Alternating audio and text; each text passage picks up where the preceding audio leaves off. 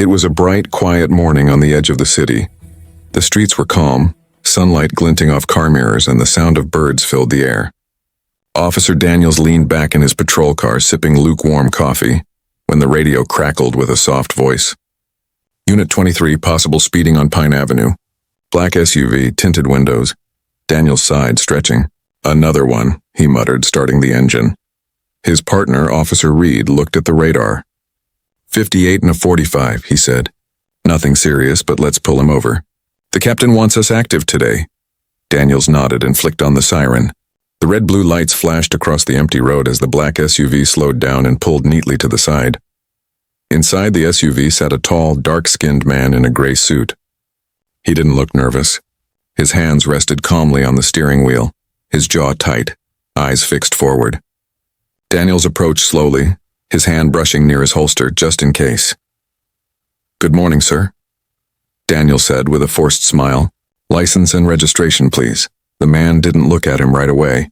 "Of course, officer," he said calmly, his voice low and smooth. He reached slowly for the glove box and handed over his documents. Daniels glanced at them. The name read Marcus Hill. No criminal record, no outstanding warrants. Still, something about his quiet confidence bothered Daniels. Reed walked up to the other side, peering into the car. "Where are you heading, sir?" he asked. Marcus replied simply, "To work." Reed frowned. "And what kind of work?" Marcus looked at him briefly. "Federal business." That answer made both officers glance at each other. "Federal business?" Daniels repeated, his tone slightly mocking. "What kind of federal business?" Marcus stayed silent for a moment. Then he said, "I can't discuss that, officer." "It's classified," Reed laughed. "Oh, come on. Everyone thinks they're some kind of secret agent these days." Marcus's eyes shifted slightly. "You're making a mistake," he said quietly. The words were calm, but something about the way he said them made Daniels uneasy. He had seen people bluff before, but this man didn't look like he was bluffing. Still, pride got in the way. "Step out of the vehicle," Daniels ordered. Marcus didn't move. "I haven't done anything wrong," he said, his tone even. "You have no probable cause for detainment." Reed stepped closer, one hand resting on his belt. "Sir, you better listen before this gets worse." Marcus exhaled slowly, gripping the steering wheel tighter. He didn't want to make things worse, but he knew the kind of world he lived in. As a black man, he had been stopped before, sometimes for nothing more than driving a nice car. But this time it was different. He wasn't just any man. He was an FBI counterintelligence agent on an active mission, one that couldn't be interrupted. Daniels grew irritated. "Step out now," he snapped. Marcus looked at him, his voice calm but cold. "Officer, I strongly advise you to call your supervisor before you regret this," Reed scoffed. "Is that a threat?" "No," Marcus said. "It's a warning." The moment froze. Daniels clenched his jaw, unsure whether to escalate or back down. He had power here, authority, a badge. But something about this man's composure made him feel small. "Reed, call it in," Daniels said. "Let's check him out." While Reed went to the car, Daniels stood near the SUV, tapping the roof impatiently. "You know," he said, "you could make this easier if you just told us what you really do." Marcus looked straight ahead. "I told you the truth. You just don't believe it." The radio crackled again. Reed frowned. "Dispatch says his plates are clean, license valid, no priors, but they can't access his employment records." Daniels frowned. "Can't access?" Reed nodded slowly. "They said it's restricted." That word, restricted, sent a chill down Daniels' spine. He looked back at Marcus, who now turned to meet his eyes. "Now," Marcus said quietly, "do you understand what I meant when I said you're making a mistake?" Daniels hesitated, then shook his head. "Don't play games with me." Marcus sighed, reaching slowly into his jacket pocket.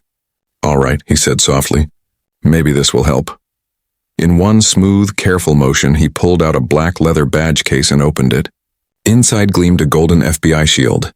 His photo, ID number, and name: Special Agent Marcus Hill, Federal Bureau of Investigation. Daniels blinked. For a moment his mind went blank. Then he barked a short laugh. "Nice try. I've seen better fakes." Marcus didn't flinch. "That badge is real," he said. "And I'd like to keep this civil before you cause more trouble than you can handle." Reed came closer, eyeing the badge. Looks real, he muttered, but who knows these days? Fake IDs are everywhere, Daniels said. Step out now! Marcus's calm finally cracked.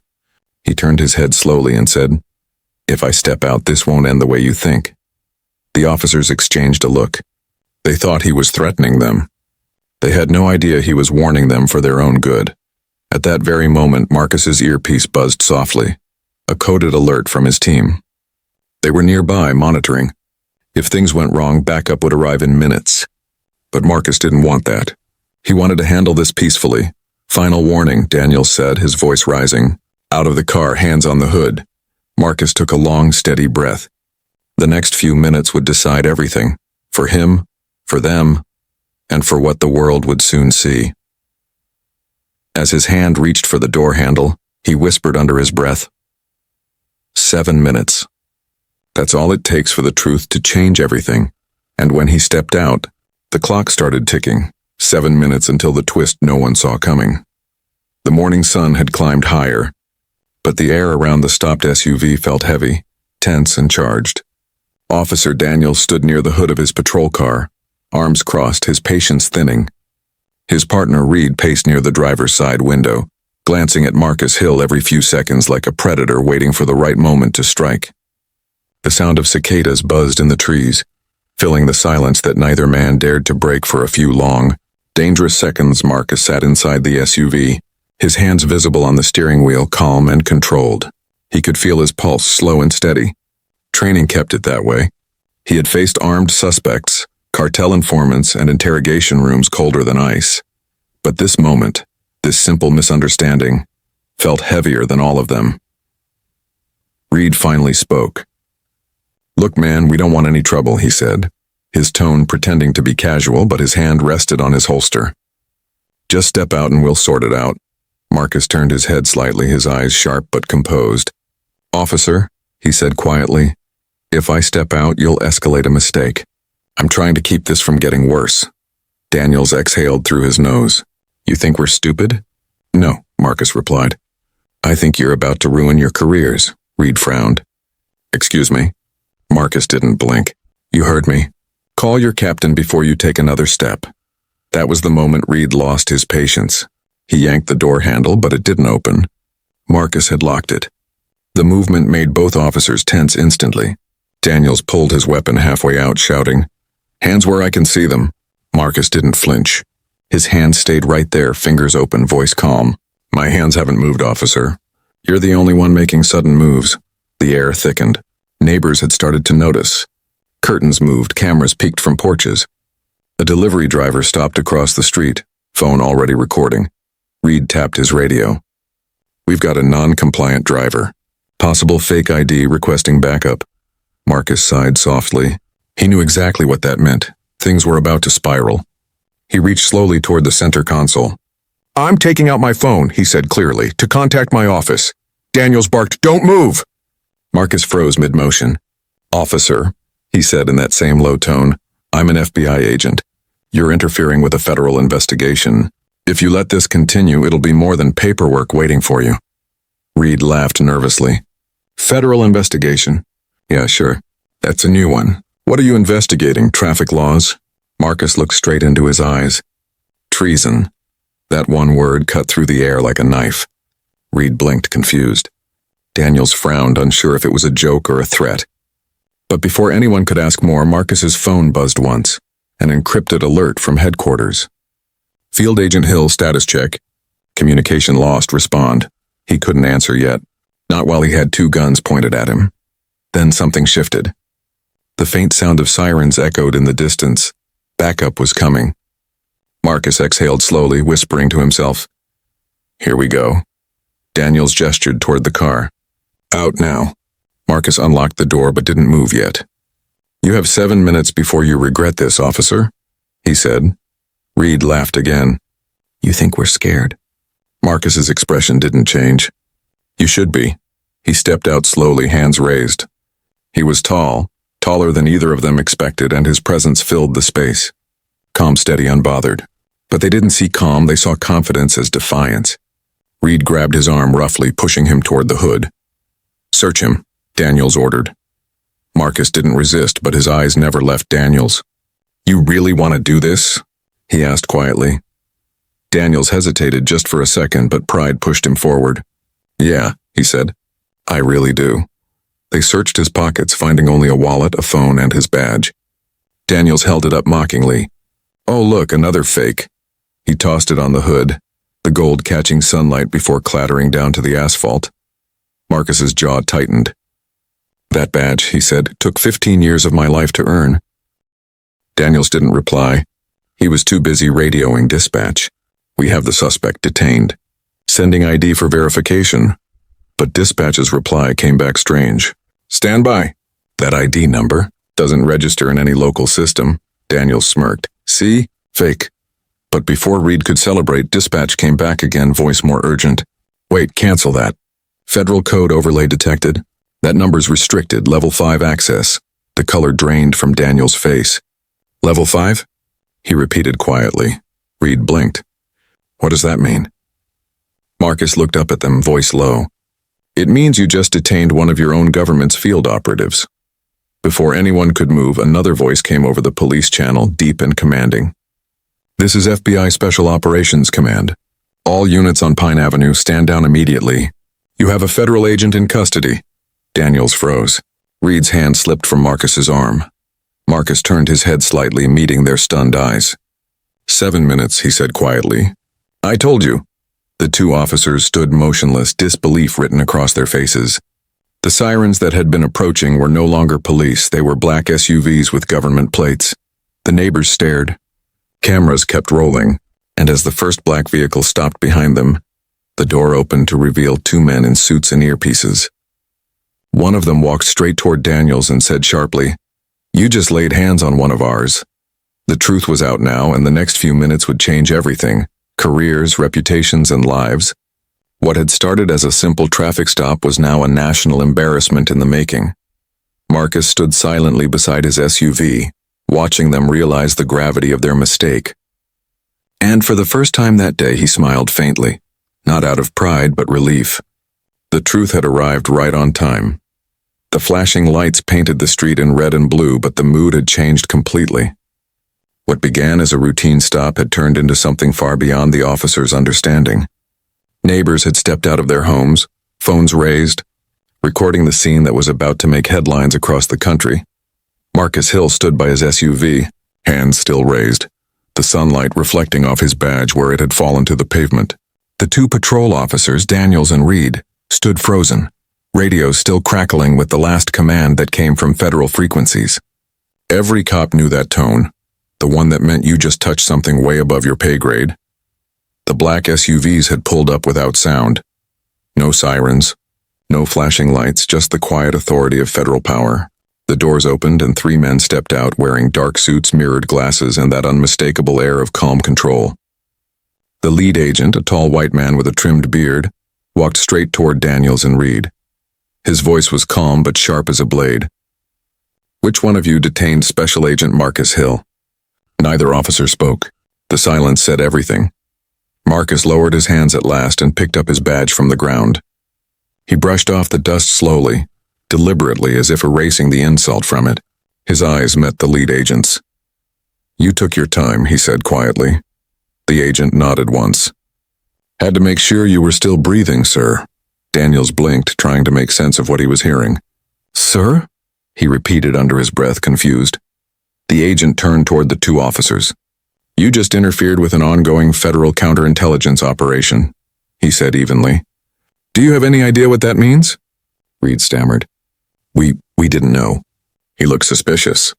Marcus looked at them, no anger in his face, just disappointment. "Suspicious?" he said softly. "Because I was driving a nice car? Because I didn't panic?" Daniel swallowed hard. He wanted to say something, but the words wouldn't come out. The agent turned to Marcus again. "We'll handle this," but Marcus raised a hand. "No. Let them hear it from me." The crowd behind the yellow tape quieted as Marcus stepped closer to the two officers. He stood tall, shoulders straight, voice calm but powerful. "You saw a man of color in a suit and you assumed he didn't belong. You saw control as threat, confidence as guilt. You didn't ask, you ordered. You didn't check, you accused." Reed's face burned with shame. We didn't mean. Marcus cut him off gently. That's the problem. You never mean it, but it still happens. Over and over again. The words hit harder than any shout could. Daniels looked away, his knuckles white as he gripped his belt. The lead agent cleared his throat. Special Agent Hill, we've secured your cover team. The operation will continue once you're clear. Marcus nodded but didn't move yet. He looked around, the crowd, the flashing cameras, the quiet homes watching everything. 7 minutes, he said softly. That's all it took for a misunderstanding to turn into this. 7 minutes that could have ended my life. A few people in the crowd lowered their phones, realizing the weight of what they had just witnessed.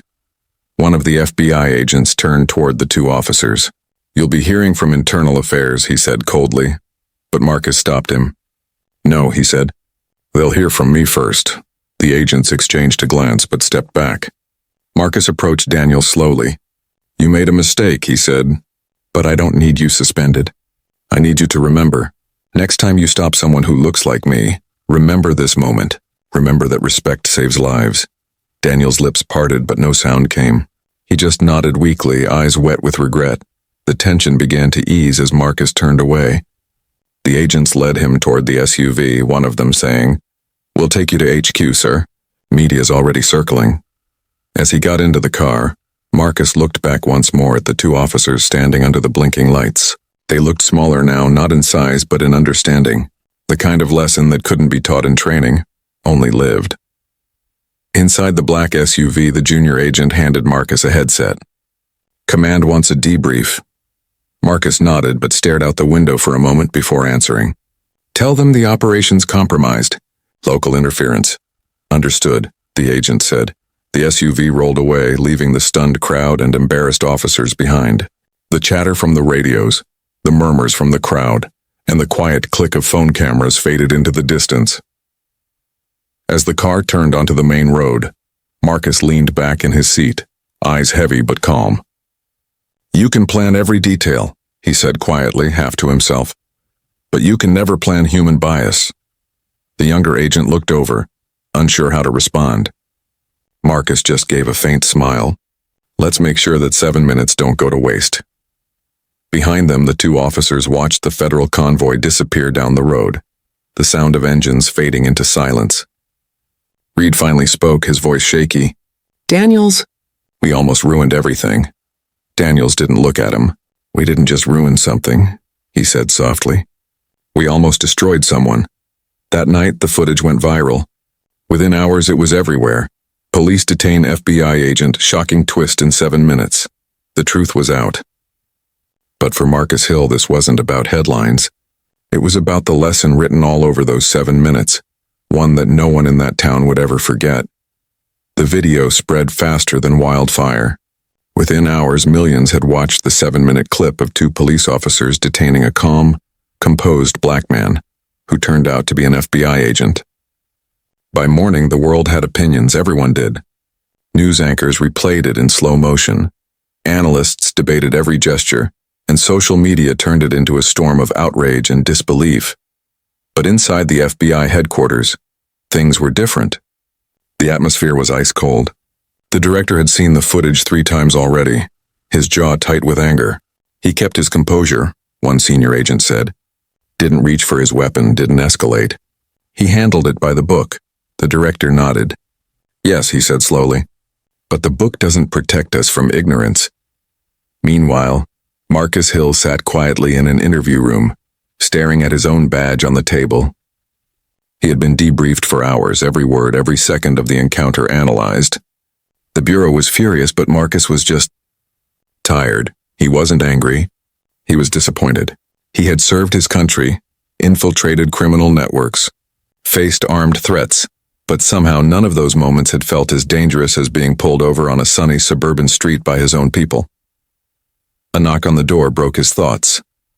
Special Agent Monroe, his longtime colleague and friend, stepped in holding 2 cups of coffee. You okay? She asked. Marcus gave a weak smile. You know what the funny part is? I've faced arms dealers with less fear than I saw in those 2 men's eyes. They weren't scared of what I might do, they were scared of what I looked like. Monroe sighed. The director wants you to stay quiet about this for now. There's going to be a press conference. The Bureau doesn't want to embarrass the department more than it already has. Marcus leaned back in his chair. Embarrass?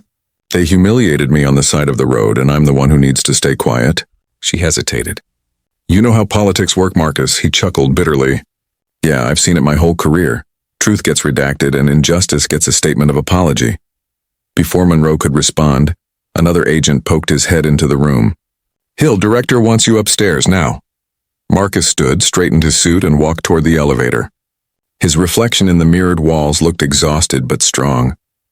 The doors opened to the top floor, where a small crowd of reporters waited outside the director's office. When Marcus entered, the director was already on the phone. No, Senator, we're handling it internally. Yes, I understand the optics, he said, then waved Marcus in. After hanging up, he exhaled deeply. You're the calmest man in that entire video, the director said. And now half the country sees you as a hero, the other half as a provocation. I didn't ask to be either, Marcus replied. I just wanted to go to work. The director studied him for a long moment. You know, I had to pull strings to keep this quiet. The local police department's under investigation now, and their chief is begging to meet with you. Marcus looked surprised. Begging? The director nodded. He wants to apologize publicly. For a long moment, Marcus said nothing. Then he asked quietly, Do I have to accept? The director's answer was simple. No, but the world's watching. Later that afternoon, Marcus sat in a black sedan outside the local precinct. The same one whose officers had thrown him against his own car. Cameras flashed everywhere. Reporters pressed forward like waves. He stepped out, calm and unflinching, wearing his badge proudly on his belt. Inside, Chief Reynolds waited, looking pale and uneasy. Agent Hill, he began awkwardly. Let me first say that what happened... Marcus raised a hand. Save the apology, he said calmly.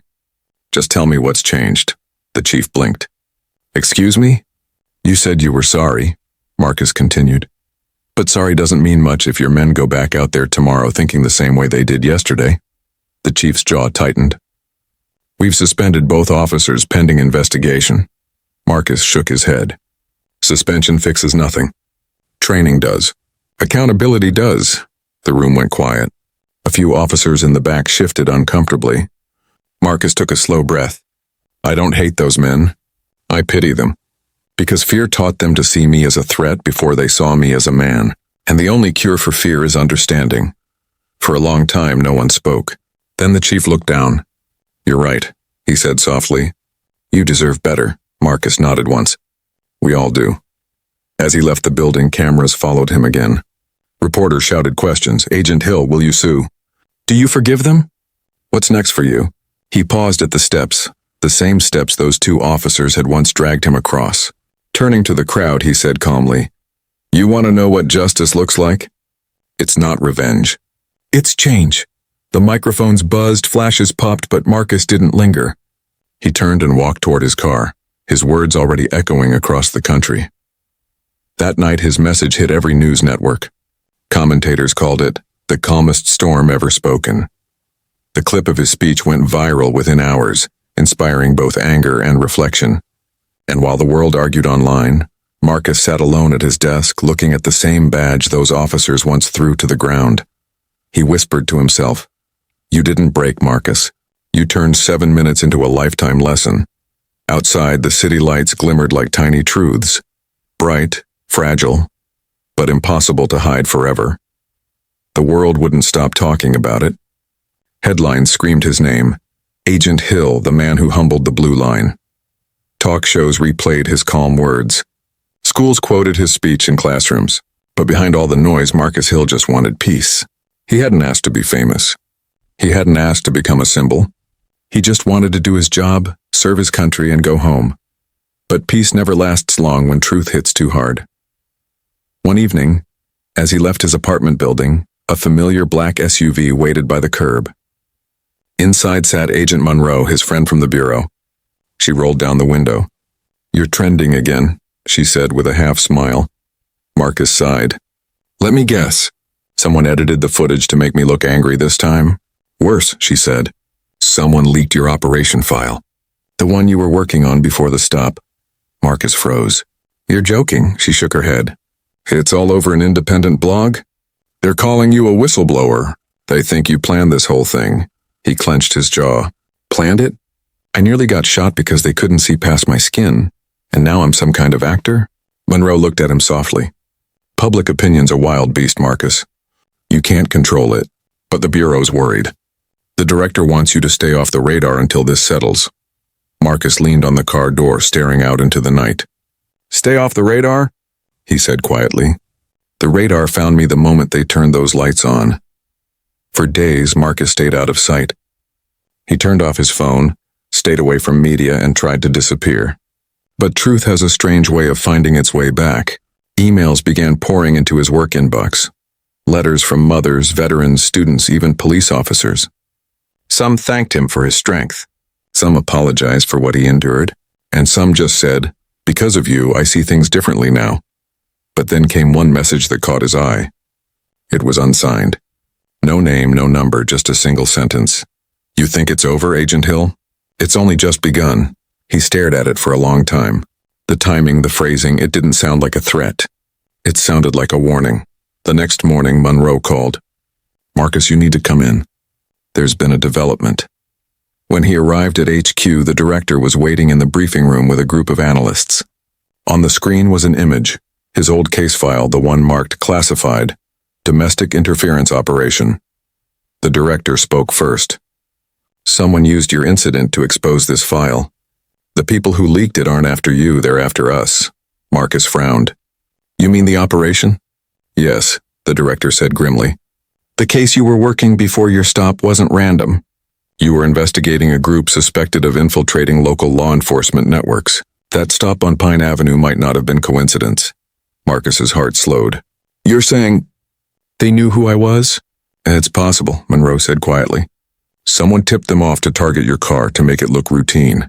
The realization hit him like a wave. The stop that made him a symbol wasn't just racism. It was manipulation. Someone had used it to send a message to both the Bureau and the public. Marcus leaned forward. Then I want back in, he said firmly. You told me to stay low, but not anymore. If they're using me, I'm going to find out why. The director hesitated. You sure you want to walk back into that storm? The media, the politics, the danger? Marcus smiled faintly. Sir, I was born in the storm. I just learned how to walk through it. That night, he sat in his dark apartment, pulling up surveillance files, messages, and field reports. His badge glinted faintly under the lamplight. Every click, every file, every face reminded him this wasn't about fame. It was about justice. Then he opened one more file, one that had been locked since before the incident. Inside was a blurry photo from a security camera, 2 men in uniform standing near his SUV moments before the stop. One of them wasn't a cop. Marcus leaned closer. The face was familiar, but not from that day. From an old operation, he whispered to himself. You were there all along. The puzzle pieces started to connect. The traffic stop, the leak, the outrage, it wasn't random. It was part of something bigger, something planned. He stood up, sliding his badge back into his jacket pocket.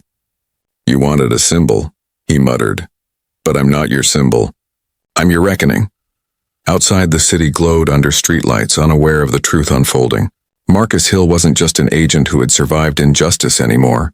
He was now the man who was going to expose the people who built it.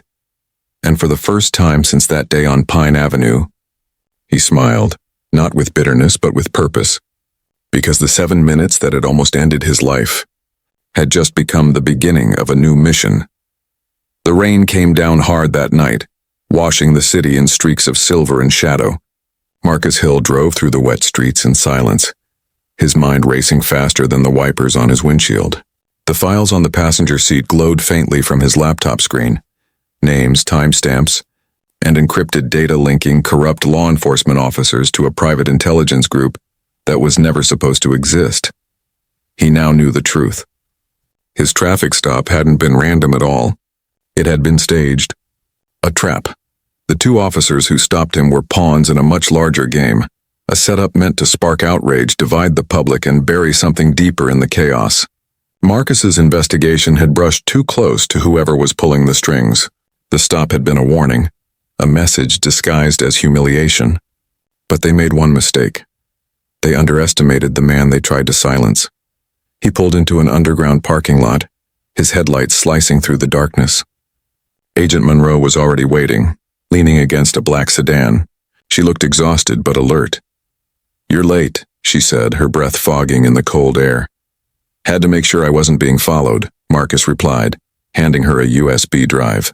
"This is everything I've found so far." The same badge numbers from the Pine Avenue stop matched the officers working under a shell company called Iron Watch Security.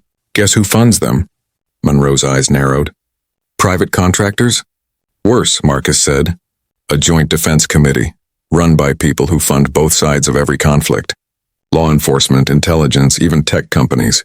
They profit from chaos." Monroe stared at him. "You're saying the entire incident, the arrest, the video, was part of a psychological operation?" Marcus nodded. "Controlled outrage. Keep the country divided, distracted, emotional. Meanwhile, the real criminals move in silence."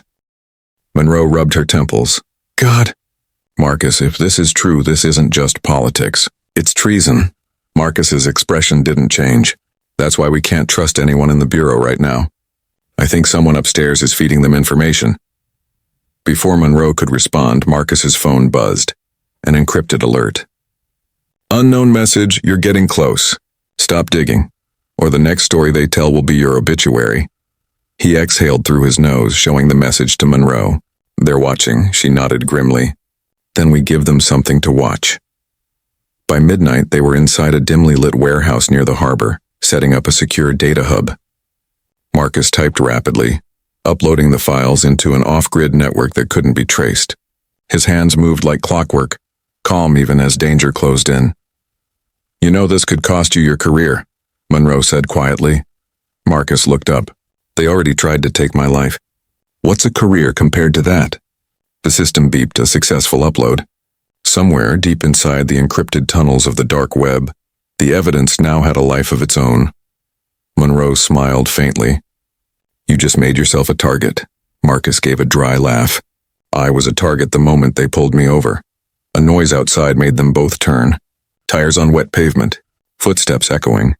Monroe reached for her weapon. Marcus silently motioned for her to stay back. He moved toward the side door, opened it slightly, and peered through the gap. 3 figures in dark tactical gear approached slowly. Their movements too precise to be random thugs, Marcus whispered. "They found us."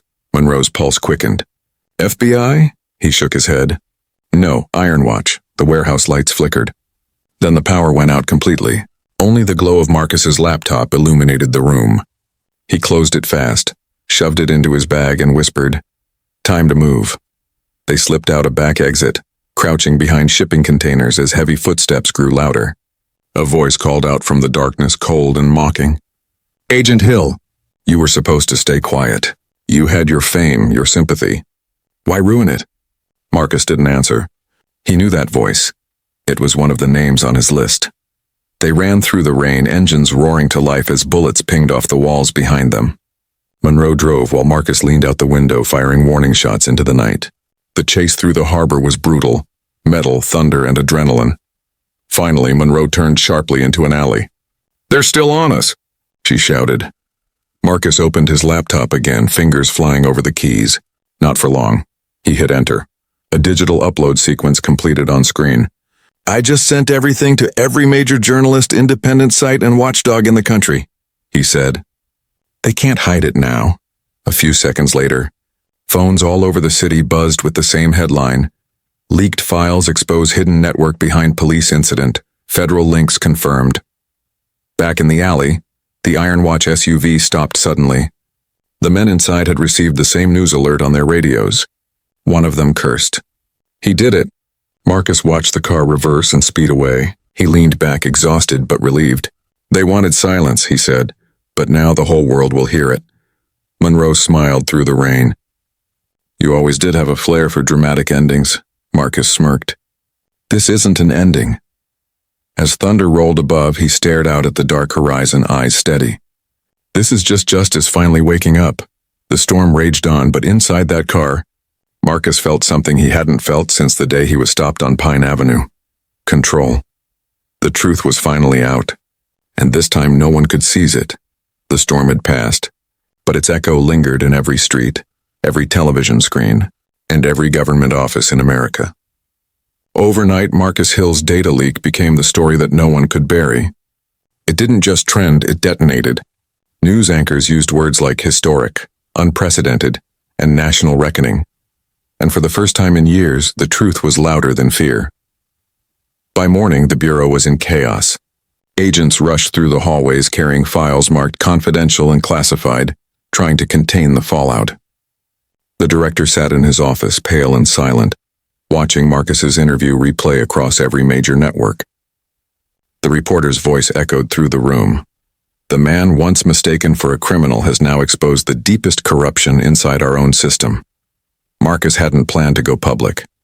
He didn't crave fame and he didn't want revenge. But when the files were leaked and the truth was no longer his alone, he made a choice. He stood before the cameras, calm and fearless, and told the world everything. "I didn't do this for attention," he said during the broadcast, his voice steady. "I did it because justice can't depend on who holds the gun or who wears the badge. It has to depend on truth." The clip played again and again, reaching homes, schools, and precincts across the country. Some people called him a hero. Others called him a traitor. But no one could ignore him. Days later, Marcus sat in a quiet courtroom, the same courthouse where his story began months earlier. But this time he wasn't there as a suspect or a witness. He was there as a reform advocate, testifying before a federal committee. The same judge who once doubted him sat among the panelists, listening with unflinching eyes. Marcus adjusted the microphone. "When those officers stopped me," he began, "I thought I was fighting two men. But I was fighting a system, a network built on fear, ego, and unchecked power. I realized something: power fears intelligence. That's why truth is so dangerous. It doesn't obey." A heavy silence filled the room. The judge leaned forward slightly. "And what do you want from this committee, Agent Hill?" Marcus looked around the chamber. Cameras pointed at him again, but this time he didn't feel trapped. He felt heard. "I don't want revenge," he said simply. "I want transparency. I want mandatory bias training in every department. I want oversight on private contractors who hide behind law enforcement. I want the law to remember the people it was made to protect." Applause broke out in the audience, small at first, then louder. Reporters scribbled every word. Even the judge allowed himself a nod. When the hearing ended, Marcus stepped outside into the daylight. The city was calm now, the air fresh after the storm. Monroe waited for him at the top of the courthouse steps, holding 2 coffees. "You did good in there," she said. He smiled faintly. "Did we change anything?" "Not yet," she replied. "But you made them look. That's how change starts." They stood together in silence for a moment, watching people gather below, students, activists, officers, and ordinary citizens holding signs that read, "Justice is not optional and truth has no color." Marcus looked down at the badge clipped to his belt. It no longer felt heavy, it felt earned. "Funny," he said quietly. "I spent my whole career in the shadows, and the moment I was forced into the light, everything changed." Monroe smiled. "You didn't step into the light, Marcus. You became it." He laughed softly, shaking his head. "Maybe, but light burns too." She raised her cup in a toast. "Then keep burning." As they walked down the courthouse steps, cameras flashed, but this time it didn't feel invasive. It felt right. The man who had once been handcuffed under flashing lights was now walking free under the same glare. Only now, the light belonged to him. That night, as Marcus sat alone in his apartment, he opened his mother's old Bible, the one she'd given him when he joined the Bureau. Inside the front cover, in her handwriting, was a verse she always loved. "Let justice roll down like waters, and righteousness like a mighty stream." He closed the book, whispering to himself, "It finally did." Outside his window, the city lights shimmered like stars scattered across the streets, tiny, bright, unbreakable. The truth was out there now, unstoppable, living in the minds of millions. And Marcus Hill, the man who turned 7 minutes of humiliation into a lifetime of justice, smiled quietly, because he knew something the world was just beginning to understand. You can seize a man's freedom for a moment, but you can never seize the truth forever.